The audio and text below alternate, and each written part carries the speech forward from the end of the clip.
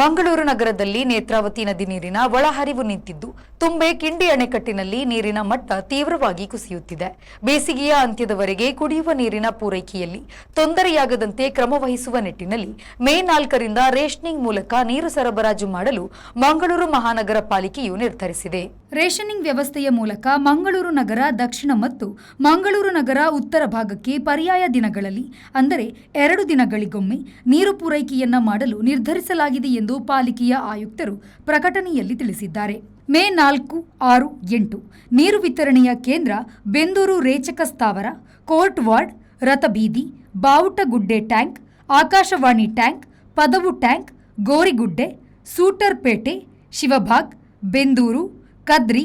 ವಾಸ್ಲೇನ್, Bendur low level ಪ್ರದೇಶಗಳು, ಬೋಳೂರು ಪ್ರದೇಶ, ಪಡಿಲ್ ರೇಚಕ ಸ್ಥಾವರ, ಮಂಗಳಾದೇವಿ, ಅತ್ತಾವರ, ವೆಲೆನ್ಶಿಯಾ, ಬಾಬುಗುಡ್ಡೆ,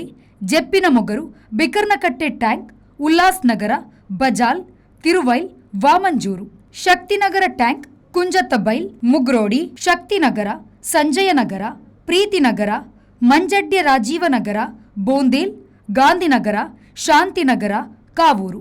ತುಂಬೆ, Panambur direct pipeline, Kankanady, Naguri, Pumpwell, Bollurugudde, Padil. May 5,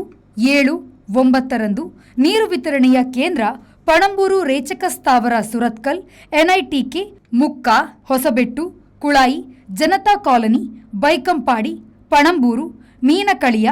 Padil ರೇಚಕ ಸ್ಥಾವರ, ಬಜಾಲ್, ಜಲ್ಲಿಗುಡ್ಡೆ, ಮುಗೇರ್, ಎಕ್ಕೂರು, ಸದಾಶಿವನಗರ, ಅಳಪೆ, ಮೇಘನಗರ, ಮಂಜಳಿಕೆ, ಕಂಕನಾಡಿ ರೈಲ್ವೆ ಸ್ಟೇಷನ್ ಪ್ರದೇಶ, Kudupu, Pandeshwar, state bank, good shed, Dakke, Kannur, Niddel, Shivanagar, Kodakkal, Nooji, Saripalla, ಉಲ್ಲಾಸ್ನಗರ,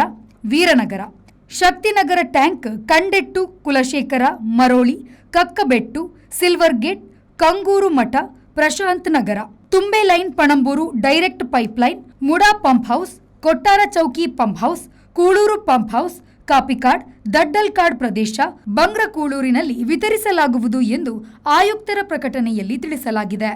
Manjunath Prasad, ವಿ4 news, Mangaluru.